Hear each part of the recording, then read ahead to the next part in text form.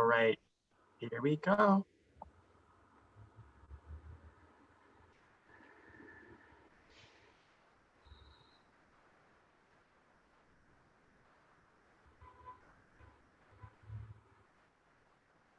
Good afternoon, everybody. This is Christine Souders. I'm the Associate Dean of Admission and Financial Aid at Columbia's Graduate School of Journalism, and we welcome you all this afternoon to our webinar where we'll be discussing the Master of Arts program, the politics concentration. And I want to just introduce you to a number of people who are also on the call with us.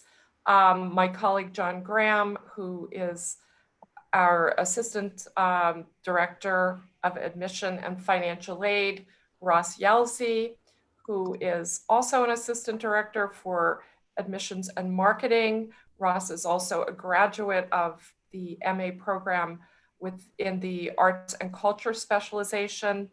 My colleague, Taryn Almanzar, who is having some video troubles, is our Assistant Dean for Financial Aid and Admission. And then I would like to, I don't think I'm missing any of my other colleagues from the admissions office right now. But I would like also then to introduce you to our two faculty members who are joining us today, and I'll do that in just a minute. I see a number of you who have joined us for other sessions. I will give our standard reminder that we are recording this session so that if you would like to maintain your privacy, please feel free to stop the video.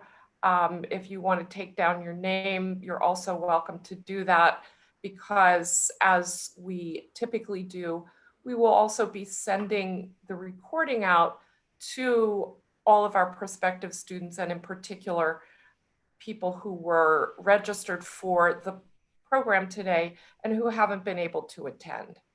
So I'd like next to introduce you to our faculty members, Nicholas Lemann and Alexander Stila. And I'm going to invite each of them to introduce themselves and to tell you a little bit about their careers as journalists and also their careers here at the journalism school, teaching journalism and teaching in particular in the MA Politics program. Nick, I'll start with you. Well, thanks, Christine. And I see a couple of familiar faces from the last webinar we did, so I don't want to completely repeat myself. I have been a journalist for longer than anyone on this screen has been alive. I don't even want to say how long, but I started working as a magazine journalist when I was a high school student, and I've been doing it ever since. So it's many decades. And both of us and many of the faculty at Columbia Journalism School, we're not retired journalists, we're still journalists, we're teacher writers. So I'm, very actively engaged in both journalism and teaching. I've been teaching since the early 1980s, and I've been full-time at Columbia Journalism School since 2003. And Professor Stila and I, along with our retired colleague, Tom Edsel, who shows up sometimes in MA Politics, sort of co-created this concentration, I guess about 15 years ago, as a way of, I guess the way I would say it briefly is, instead of saying the way to teach political journalists is tell people what goes on in newsrooms in political journalism, instead what we try to do is sort of marry practice to what goes on uniquely in universities, to use your time at a university to empower you as more than you ordinarily would be as a working journalist. I know for me, and I think this is true for Professor Stila too. I personally, you know, I didn't take the MA program because it didn't exist. I wish I had. I've been sort of secretly taking the MA's program as a student while teaching in it, and it deeply affects the journalism I do every day now. It's a really powerful set of tools to make you a better journalist. So I'll stop there and pass the baton to Professor Stila. Yeah, I would to piggyback on what Nick Lemann was saying. When he conceived the program, because he was dean when it all began, and I wasn't then a member of the faculty. I was an unsuspecting freelance writer when he tapped me and asked me to get involved in this process. And my own work has been I started doing legal journalism, believe it or not, because it's what I could find work in. And then my secret passion was Italy, and I managed to start working on a book project that I turned into a book, and that led to a freelance career. And I was doing that magazine and book writing until joining the faculty in 2004, when Nick was already dreaming up the MA program. And I think that one of the I went to the journalism school back in the mid 1980s, which seems like the crustacean era, given where we are. But that I think that the bias within American journalism and at the journalism school was in favor of sort of street shoe leather reporting. And I think you might have heard from some professors of the journalism school, there's nothing for you to learn in this campus. Your classroom is the city of New York, and to go out and get reporting. And I think that was a little bit of the default position of a fair amount of journalism. And I think Nick's insight in founding the MA program was there's a lot going on in the research part of the university that we could benefit from. And that if you think that the way journalism is practiced then is perfect, then all you need to do is replicate what already goes on in newsrooms. And if you think that journalism can be better, deeper, more complex, more capable of dealing with subtlety, then this kind of program is what we had in mind. And I think that for a lot of people, this is a program that people generally come to after having worked for a few years because it assumes that you know how to report and write a story. Some of you may have had the experience that I think all of us have been through, where you think, I've reported the same story about 10 times now, and I know there's a better way to do this story, but I don't have time to think of what it is because I have a deadline tomorrow.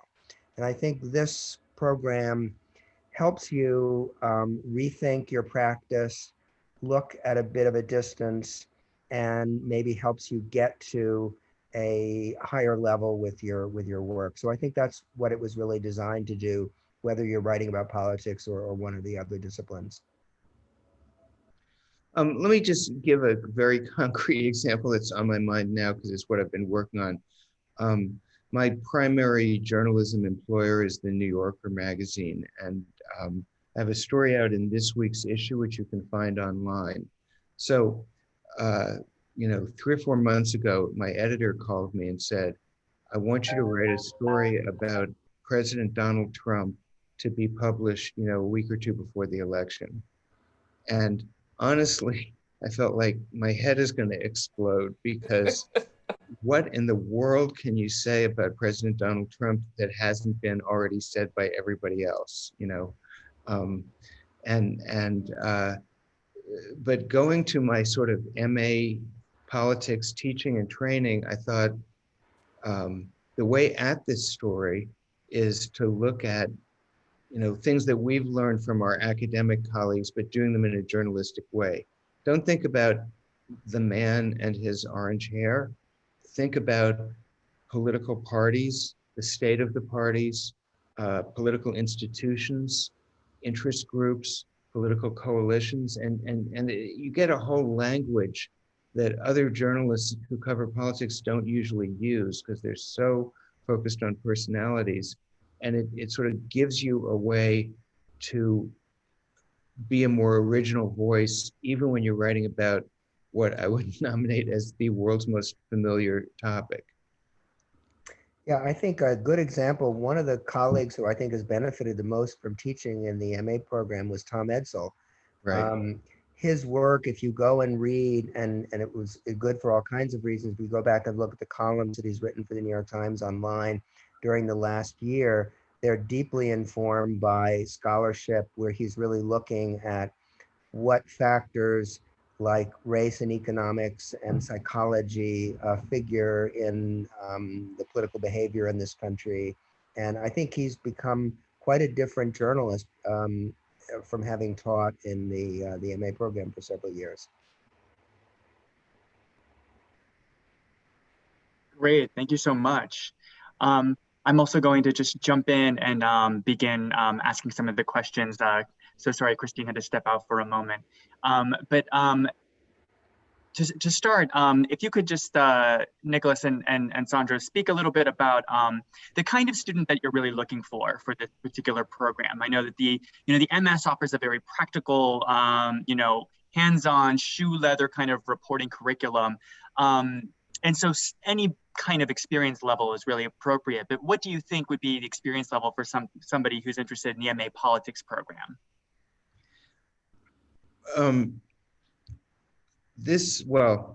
So we've had all sorts of things experimenting over the years. It's a small program and we're like family and we all stay in touch with each other and so on. There was one student in the MA program who was a medical doctor who had never written a work of journalism before. But where we've gotten to over the years is that we don't want, it's a very packed year and we don't want to spend the small amount of time we have with you teaching you how to do a basic fact-based story. We think of that as a foundational skill that all journalists should have, but that's kind of what we want you to have that already when you come to the program so we can sort of take you to the next level. This year, because of the pandemic, we have a intimate group of brave souls who came to New York. And Sandra teaches the politics seminar in the fall, and I do in the spring. So it might be useful just to tick off a few of the students we have this fall and what their resumes look like. Yeah, I mean, I think in general, as Nick said, we are hoping, we are sort of assuming that the people that come into the MA program have the basic package of skills that our MS program offers, and that they've been working for several years. So their age group tends to be between 27 and 35, but occasionally we run into people who have, for whatever reason, exceptional skills. Earlier than that, Ben Taub, whose work you may have seen in the New Yorker, had been at Princeton, but he'd done a lot of reporting there, and we had admitted him to the MA program. Chip we have Brownlee someone in from this. last year. What's that? Chip Brownlee from last year. Chip Brownlee, who was right out of also college. young and precocious. He was in Alabama, but he'd done work reporting for an Alabama political news site. And he clearly had very good reporting chops when he came into the program. And in fact, he didn't miss a beat when he moved into the MA program. There was no sense that we needed to kind of go back and teach him those sort of skills. In this year's class, the range are, one who's somewhat of an exception is a Danish journalist, Matilda, who came from an NGO background, but she'd worked for several years in Africa for a Danish NGO and done a lot of writing for that. And so we felt she was ready for this. Others have done more standard journalistic work for a period of anywhere between, 3 and 7 years. We have a very talented Nigerian broadcast journalist, Ohimai.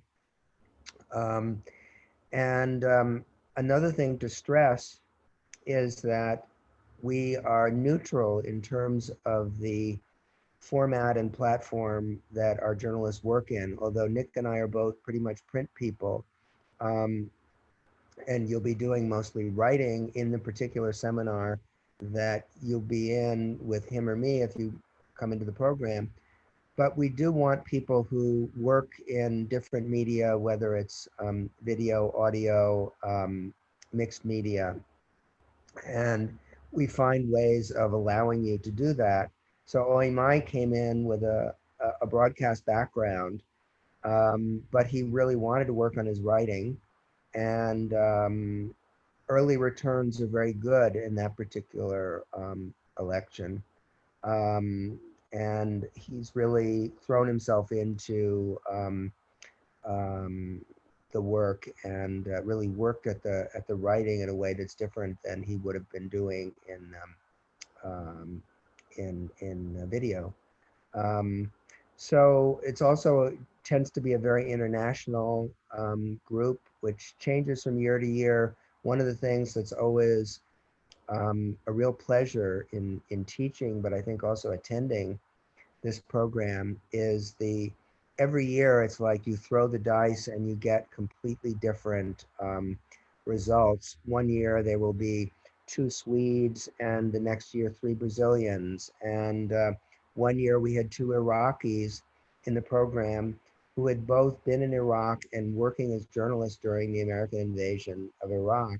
One as a Kurd and the other as a Sunni Muslim. And they had experienced it in completely different ways. For one, it had been a war of liberation. For the other, it had been a catastrophe.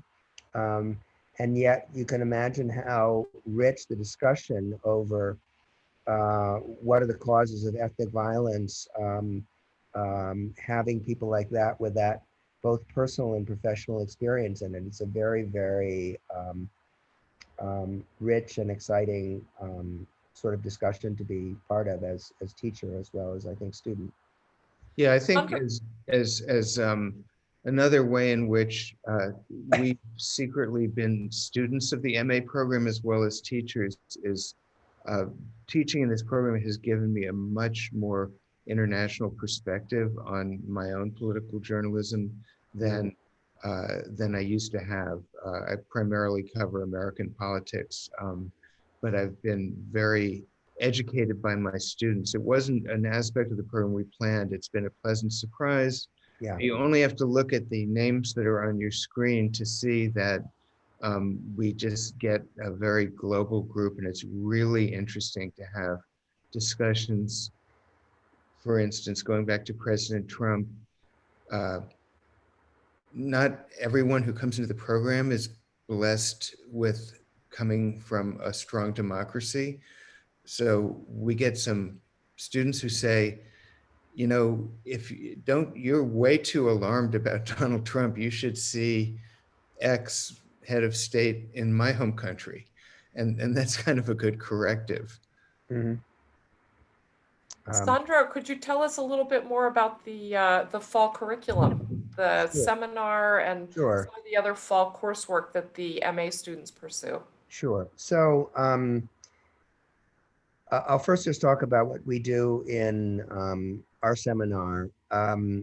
We begin with some very basic, I should just sort of say that, and I think this is probably true in the spring semester, but Nick can correct me if that's not true, that we do a lot of reading of scholarly work along with a certain amount of journalism, but all the writing that people do is journalism.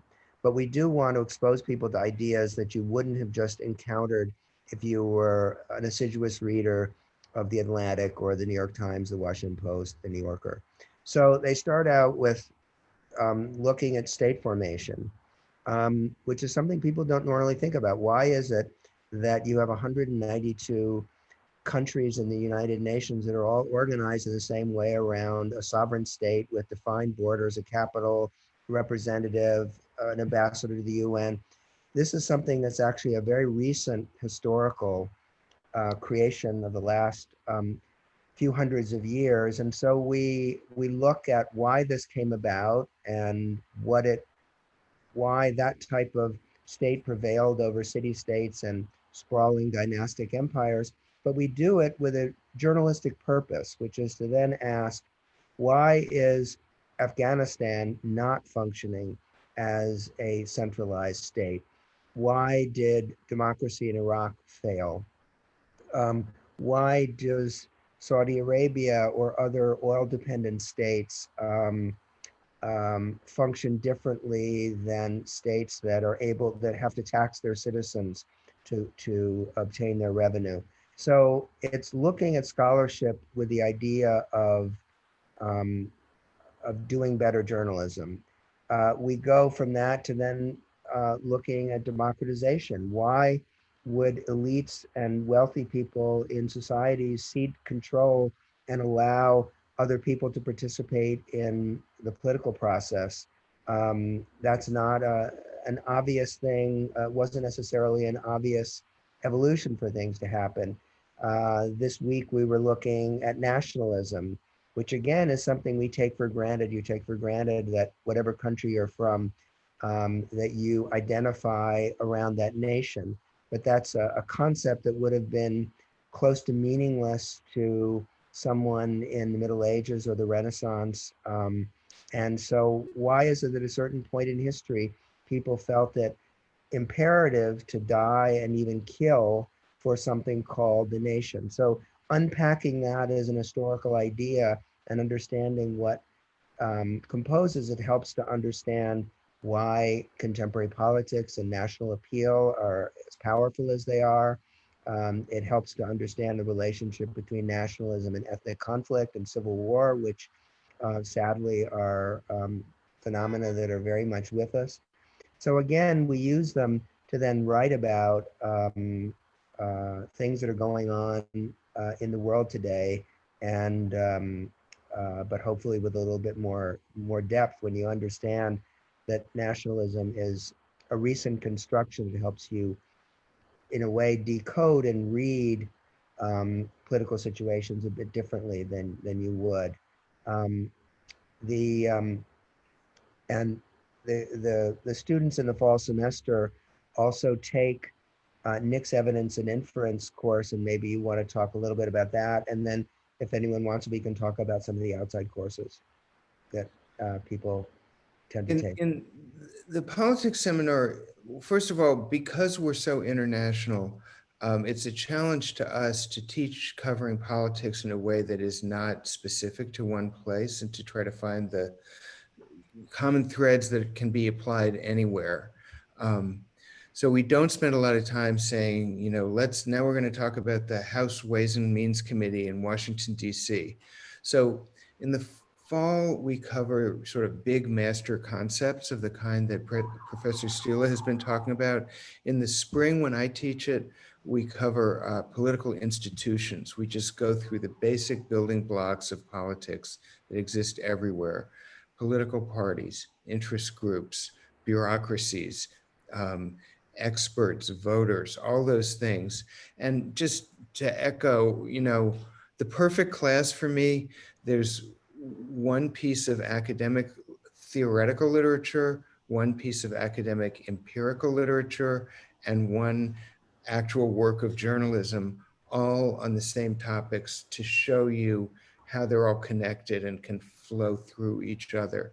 The Evidence and Inference course, which all MA students take in the fall, is a kind of methods course on, very much in the spirit that we've been talking about, on how to use techniques that sit primarily in universities, but have to do with our mission of finding the truth in complicated situations, and apply those tools to the practice of journalism, because they'll make you a better journalist and the other people in the newsroom won't have them.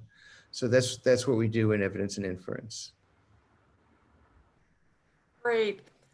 The students who were doing the MA program also do 3 courses which they choose from the entire university curriculum offerings.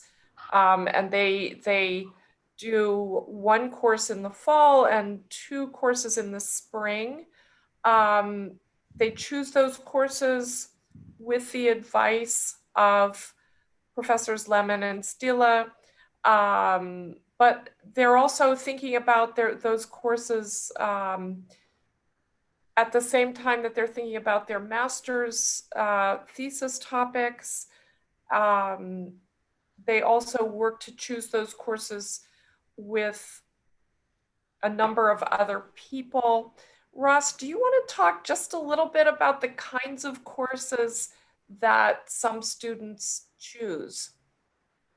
Sure, and Nick and Sandra, please fill in some gaps if I don't have everything. But I know from talking to a lot of recent MA students that, it's really hard to choose. I think it's the hardest thing. There's so many great options at the school, but kind of narrowing that down is always a challenge. But I'd say for the politics concentrators, I see a lot of people go into history to get some background maybe on some of these issues related to nations and nation building and conflicts as well. Or they go into the School of International and Public Affairs, known as SIPA, where there's a lot of classes about diplomacy and international relations. Some people have taken classes in the law school, I believe.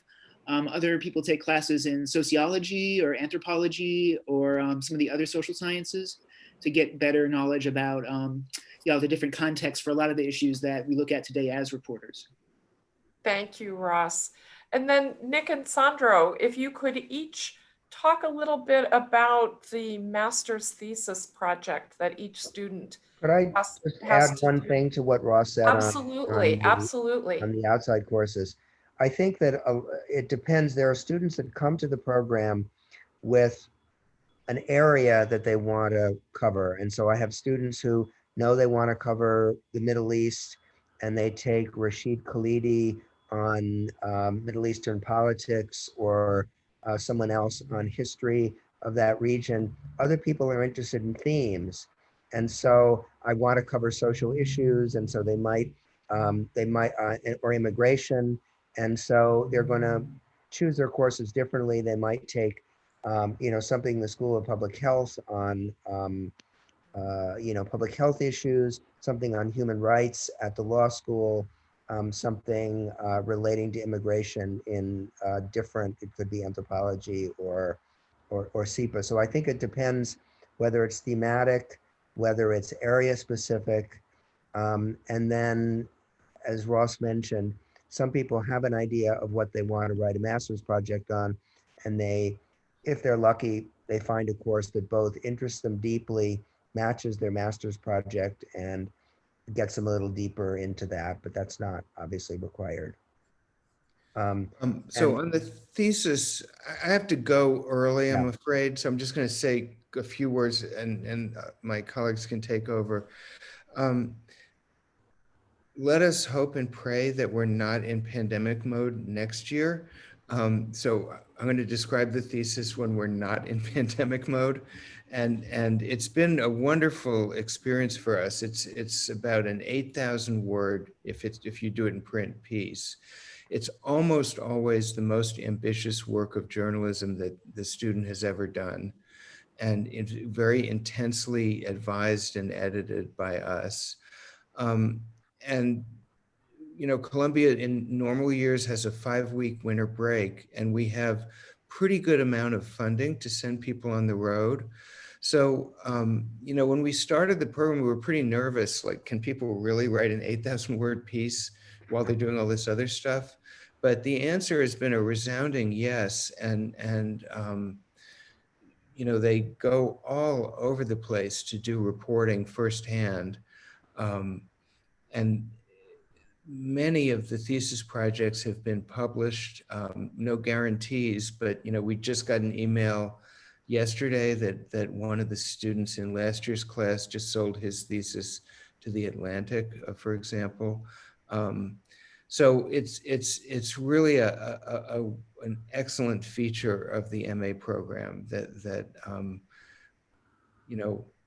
students don't love it the 3 days before the thesis is due, but other than that, it's something that people really like.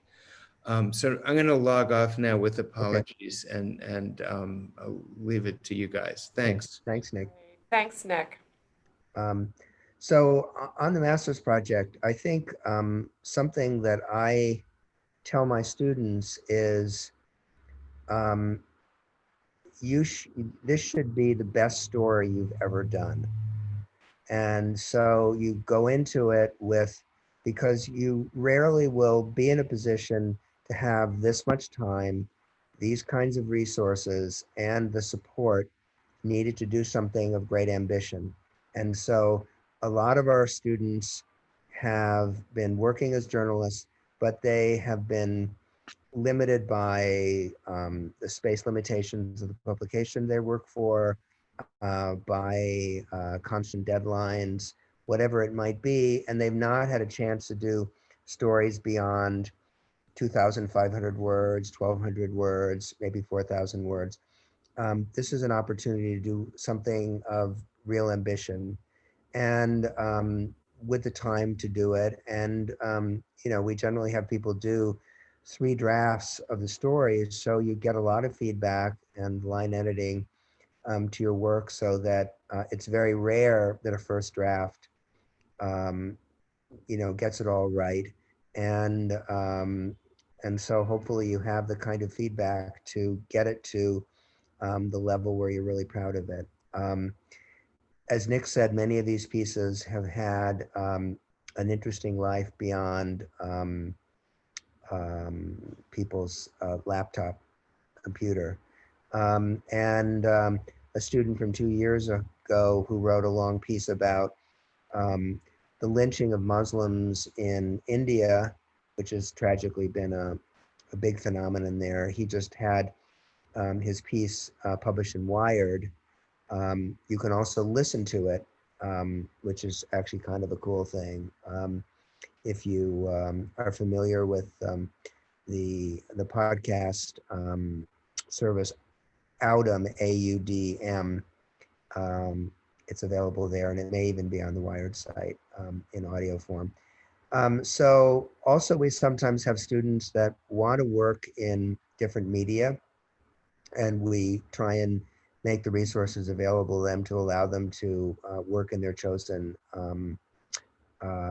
medium. We had a student from a couple of years ago who decided to create her own website. She wanted to do a story on addiction and prisons, people who were arrested for drug offenses and were addicted and were trying to both get out of prison, get clean from their addiction. And so she managed rather impressively to get access to 2 or 3 prisons, and I think it was Ohio. And she did audio, she did video, and she wrote text. And she created a website in which these stories sort of unfolded, both as a long print story, but also with breakouts in visual form, in audio form, in video. And it was a very, very strong, impressive project. And I think she ended up getting hired by Frontline. So that was a very good result. Sometimes people want to do video. If you do video, however, you need a little bit more support. It's not advisable to do a video master's project if you've never done video, because it's just too difficult. It's a complicated medium. So we've had people who have worked in video already who have done video masters, and they know what they're doing technically, and they also usually know people who can help them. It's unusual if you're going. I had a student who is Brazilian who did a video masters, but he knew people back in Brazil. So you have somebody who can go with you when you do an interview, who is handling the camera while you're doing the interviews, or doing the audio while you're handling the camera. But it's not, video is rarely something you can do entirely on your own. So you should be aware of that if you're thinking of that. But we do have, often when we've had people doing video, we've teamed them up with people in our documentary division at the school, have them advised by people that know what they're doing in that area, and it's generally worked out well. We've had people, I had 2 students every once in a while. Generally, people do these projects on their own. Every once in a while, there's sort of an exception to every rule. So a couple of years ago, we had 2 really good students who came to us and said, neither of them had worked in audio. So we want to do a podcast and we want to do it together. Okay. So this sort of broke a couple of rules. They're doing something they hadn't done before, and they're doing a joint project. But the idea was really good. And we let them do it, and they did a really impressive 45-minute podcast on a case of I think it was a forensic evidence person in I might be misremembering, I think it was Tennessee. And it turned out that this forensic person had like gotten all kinds of things wrong. Lots of people had been convicted wrongly because of the work that she'd done, and they actually broke a really important story. So that was like a great unexpected result. And they didn't actually know when they went into the story, they thought that this woman was going to be the heroine of the story, and it ended up being quite different. But I think it would have been really hard to do that story alone. And the fact that they were there together, they went down to Tennessee, they did all these interviews, ended up being a great project. So generally you're doing this on your own, but every once in a while, somebody comes up with a collaborative project that makes enough sense that we, green light it. Great. Thank you, Sandro. I'm also wondering if you could tell us a little bit about the kinds of career paths that people take once they leave the MA Politics program. It varies enormously. It's not a secret that our field has changed really drastically in the last, I would say, 10 to 15 years. And so many people work at places that didn't exist 10 or 15 years ago. We have one of the students in one of my earlier classes is an editor at ProPublica. Another student from a couple of years after that was hired by ProPublica. ProPublica didn't exist before. There was no such thing as a philanthropically funded, investigative news website, but the crisis of traditional journalism made something like that important to do, and someone decided to fund it.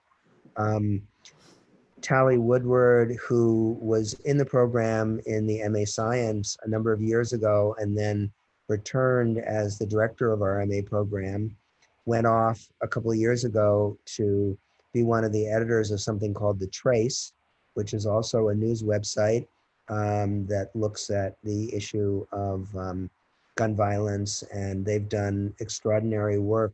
They were the ones that broke the story about the financial scandals within the National Rifle Association, which got picked up all around the world and led to a huge crisis in the NRA, which put its very existence into question. Other people are working for more familiar standard publications. One thing that is a sort of typical, actually somebody who was talking to my class this morning, who is in one of the early classes of the MA program, Basharat Peer, who works in the opinion section of the New York Times out of their London office and handles international opinion pieces. So Basharat, when he finished work, did a kind of year-long internship at Foreign Affairs magazine. Then he went back to India, and I think that's often a smart move on the part of recent graduates to go to a place that, particularly 14 years ago or whenever it is Basharat graduated, India was not as hot a story as it's become in the last 14 years. So there wasn't a sort of overabundance of young, smart journalists pitching stories on India. So he began doing that, and he also was able to live much more cheaply in India than he would in New York City. So he freelanced for a while from India, and then was offered a position doing a kind of blog in India for the New York Times. Then he left that in order to, he made a, helped make a movie in which a book that he wrote about the Kashmir crisis was turned into a kind of 20th century Hamlet, which is actually kind of a brilliant movie. And then he got hired by the New York Times in London. So he's had all sorts of twists and turns, but I think one of the things that people do if they're interested in reporting on foreign stories is to go somewhere that's not over-reported and begin to make a name for yourself, do interesting stories, live inexpensively. Another former student, Haley Edwards, um, went to Yemen, and this was like 13, 14 years ago. No one even knew where Yemen was on the map at the time, and but it was a rich place to report from. And then it ended up being journalistically much more important when the political situation in Yemen deteriorated and degenerated into war. And she's now a senior editor at Time Magazine. She started writing about American politics. She decided to move back to this country and went to work at the Washington Monthly and then was hired by Time. Another grad from that same year, Abby Halsoner, just had a piece in the Washington Post about demonstrators jeering people voting and trying to intimidate voters in Pennsylvania. But Abby was one of those people who had a strong interest in an area. She knew some Arabic when she when she entered the program, and went back to the Middle East after graduating, reported initially as a stringer from Cairo, was then hired by, I think it was Time originally, to be a stringer for them, or to be their correspondent, and then was hired by the Washington Post. And she was the Cairo bureau chief for the Washington Post during the whole Tahrir Square business, which made for very, very interesting journalism, but also very difficult life experience. And so she then moved back to the States and is reporting on immigration primarily for the Post. You know, there are also people who end up, you know, because the lines between journalism and other sort of categories of organization has kind of broken down, you find much more sort of wider range of things that people do. I mean, no one ever thought that a university would be a media organization. And before you had like newspapers and you had TV stations and radio stations. And now you have, you know, NGOs like Human Rights Watch or Amnesty International that do an enormous amount of reporting and writing. And sometimes people end up in those sorts of places. You know, at the journalism school, we have multiple media outlets in effect. And some of the journalists will end up spending a year. Usually we sort of, you know, make those kinds of fellowships available for a limited time so that people who are making the transition from being in the school to returning to the working world. So every year, usually a few people go to work for the Columbia Journalism Review. We have investigative fellowships. Actually, a student of mine from last year's class just wrote to me to say that she had been hired to work on a project together with two other recent grads on the sort of the anti-vax movement in Europe. So it's, you know, they're sort of all over the map. I think one of the kind of bottom line takeaways of the last several years is that our our graduates have to be very flexible.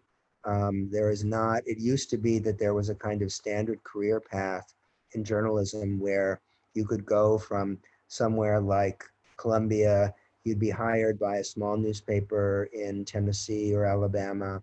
You'd spend a couple of years there doing a good job. You'd be hired by a medium-sized newspaper in North Carolina. If you did a terrific job there, people at the Washington Post or somewhere else would notice you, and you'd move up the chain, and you could spend an entire career working for a series of newspapers. And if you were really, really good, you got to be, cover the White House or be sent overseas or something like that. Those kinds of careers are much less frequent. They certainly cannot be counted on. They do happen, but it is not a kind of predictable path that people follow. And, on the other hand, there are dozens of news entities that didn't exist before that do very interesting work. And so, you have to be more open-minded and more flexible than I think people 20 years ago were. Great, thank you, Sandro. I know that we've got about 10 minutes or so left here. John, you've been monitoring the chat, and I'm sure that there are questions for Sandro, so take it away. Absolutely. And if there are any other questions, definitely just post them in the chat for me. The first question is, a little bit about, the background and the kind of experience a student needs to have. When you're looking at that, are you strictly looking at the kind of reporting that they've done? Or are you also looking at age? There are some younger people who are participating right now who feel like they may have the chops to be able to do something like the MA, but they're wondering if perhaps their age might be a detriment to them. That's a good question. I mentioned the case of Ben Tao, but also that was true of Abby Halshorner, who was on the younger side. Chip Brownlee, we mentioned, was very young. I think it's a question of, has the applicant done enough and have a kind of body of work that would, that move us to want to admit them.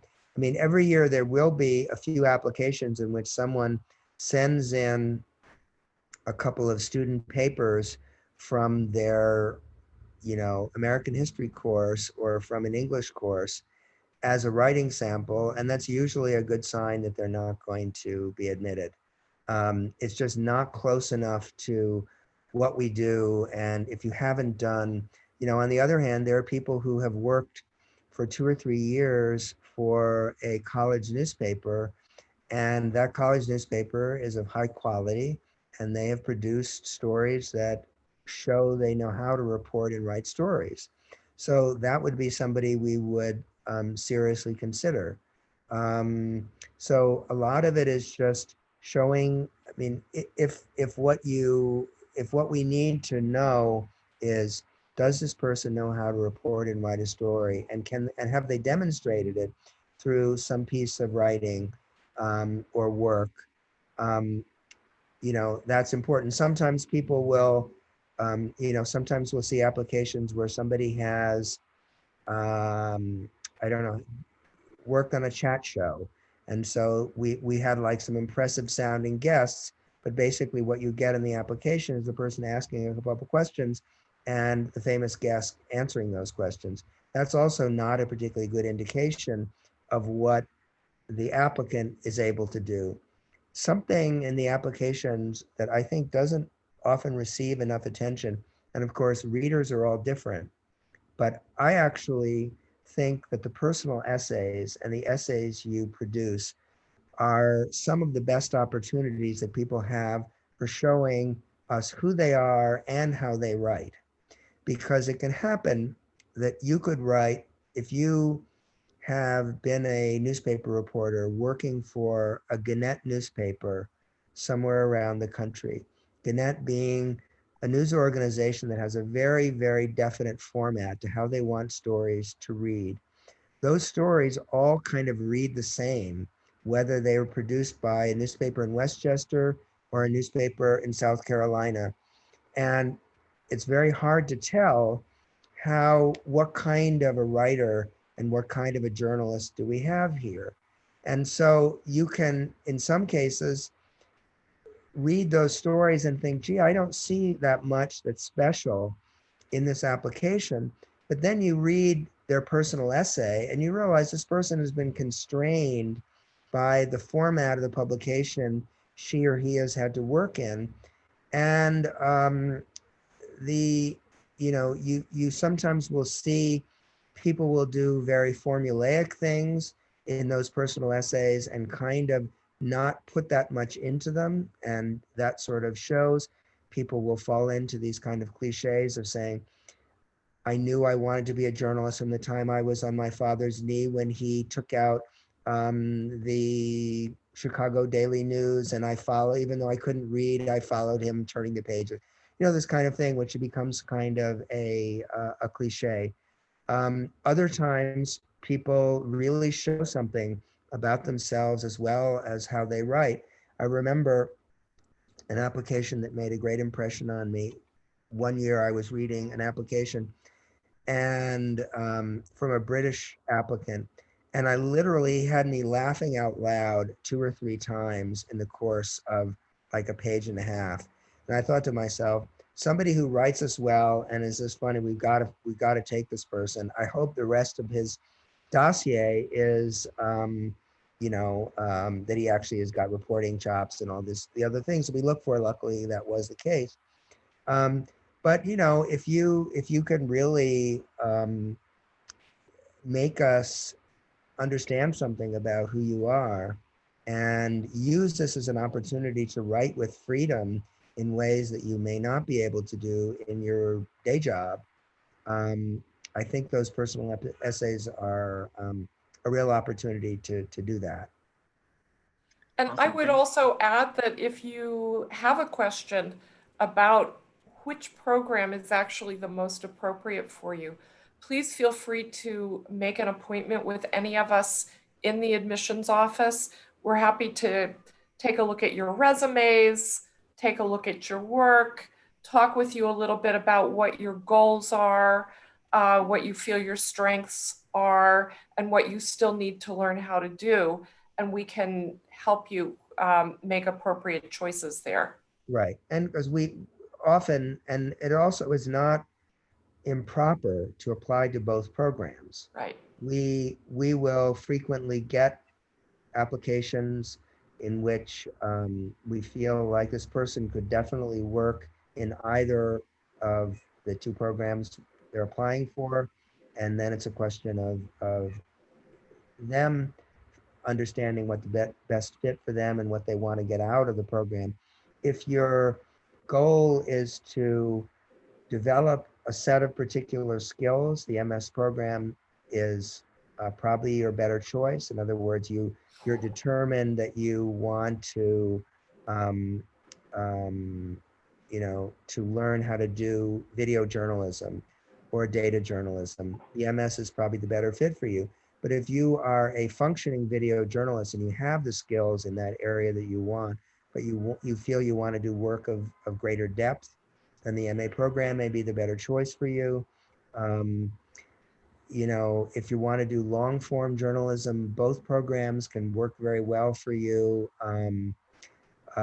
So a lot of it is just understanding well what you want to get out of it, and then there's, as we said, there's nothing wrong with applying for both if you're not sure, and we may have some intuitions based on the application about what we think is best, and then obviously we would then get back to the individual applicant and say, what do you think about this? And it seems like you're more drawn to this than to that, and then they may have the choice. Thank you, Sandro. John, other questions? Absolutely. Just one addition. There's a box on the application where you can check to say, I'd like to be considered for the Master of Science. So if that's something you're open to, just letting you know that that's also an option. This is actually a question from one of our international students. They were wondering if, you spoke about how it's a highly international group. The cohort, definitely attracts an international kind of student. are there any particular challenges that you have routinely seen international students face when applying to or coming to the United States and pursuing this program? Yeah, I would say that the biggest and the most obvious one is language. And we ask students who have not been educated in English to take the TOEFL exam, and we look carefully at that. It ends up being an unproductive thing if someone is not able to write fluently in English and is struggling with reading in English. It won't be a good experience. That has not happened hardly at all, I'm happy to say, but it does occasionally, it can occasionally happen. So it's important that, and sometimes I remember once we had an applicant who had a lower TOEFL score, and she wasn't actually, because of that, in the final pool of applicants that I was reading. And I mentioned to Christine, I said, well, I've met this person and I'm pretty confident that she can do it. I've heard her speak English. And we ended up admitting her. And, I had a conversation with her and I said, like, you need to spend the summer listening to a lot of stuff in English and working on that, so it's not a problem. And it ended up being not at all a problem during her year at the school. But getting that solidly under your belt is really, really important, because you don't want to spend your year doing remedial English when your intention was to be learning higher concepts in the area you've chosen to specialize in, and getting, you want to get feedback about your ideas, about the structure of your story, about the quality of your prose, and not just having me correct your grammar. It's just not a good use of your time. So I think that's the biggest thing. And then, I think that, there may be other kinds of adjustment and, that foreign students make. But I think that in general, you have to see, we were talking about this in class today, your difference as a great advantage. You look at even the United States differently than an American would do. I had a Swedish student one year who I was asking her to do a kind of ideas story. And she said, as a Swede, I'm really struck by how formal Americans are. They're much more formal than the Swedes are. And that sort of surprised me, because I tend to think of Americans as being very informal. Americans will quickly move to a first name basis very quickly. They put their feet on the table. They dress and, they go to a fancy restaurant in a tracksuit. And compared to the Europeans that I knew, Italians and French, Americans seem much more informal. There's no formal mode of address in English as there is in French or Italian. But she made a very good case for this. And she said, no, we would never in Sweden, say Professor Stila or Professor Lemann. And she gave a lot of good examples. And it turned out that there was a real basis for that Sweden, in fact, had been a very hierarchical, aristocratic, old-fashioned society before the 1960s. And with the introduction of social democracy in Sweden, they had really made a concerted attempt to break down all of those kind of barriers. So it ended up being a fascinating story in which her experience as a Swede made for a terrific experience, whether you were an American reader or a reader somewhere else, where I understood American customs and culture better. I learned a lot about Sweden and its history. So that to me was like an example of a really successful story where a foreign student could take her particular life experience and observation and both train it on an American reality that Americans might not see, as well as educate us about her own country. so that's the kind of thing I think you have to, think about when, as a foreigner reporting here. Thank you. Great. John, I think we've got time for 2 more questions. Great. I actually just have one more. So Okay, great. we are all set. There's just one question. I think overall, you would agree that this is a program for somebody who wants to be a journalist, for the working journalist post-graduation. But given the interdisciplinary approach of this program, do you feel like this could also prepare people for the world of academia or a potential, PhD pursuit later on? Yeah, we've had people that have gone that route. We like to assume that people are doing this in order to become better journalists, but I have had students who were captivated by the academic component and the reading that they did and ended up, I can think of 2 good recent examples. Javi Suarez, who's still in our PhD program, although he's back in, I think, Spain at the moment because of the pandemic, that he just discovered that he loved the scholarship and he applied to the PhD program and got in and has been doing that. And Ore Edgen, from a number of years ago, who's Turkish, decided after doing journalism that he wanted to do a PhD program, and I think is completing that at the University of Maryland. Yeah. So it does happen. It's not the plan A, but life rarely works in a kind of simple straight line for anyone. It hasn't for me. I started out working in book publishing and thought I wanted to write fiction. You have to be open to, we want people to follow their passion. And if that passion leads them to academe, then, God bless them. Yeah. And we've actually had people from the science track and the arts and culture track as well who have gone on to do doctoral programs. Actually, even in the communications program, the doctoral program in communications here at Columbia. So I think we're going to wrap things up now. Thank you all for joining us today. As I said, if you have any questions about the program, if it would be helpful for you to talk with one of us in the admissions office about which program is most appropriate for you, if you have any questions about the application, please feel free to get in touch with us. We're all happy to talk with you. Just wanted to mention the application deadline is January 6th. We also have a separate scholarship application. That deadline is January 15th. And I encourage both domestic students, that is US citizens or permanent residents, as well as international students to apply for journalism school scholarships. And we look forward to seeing your applications.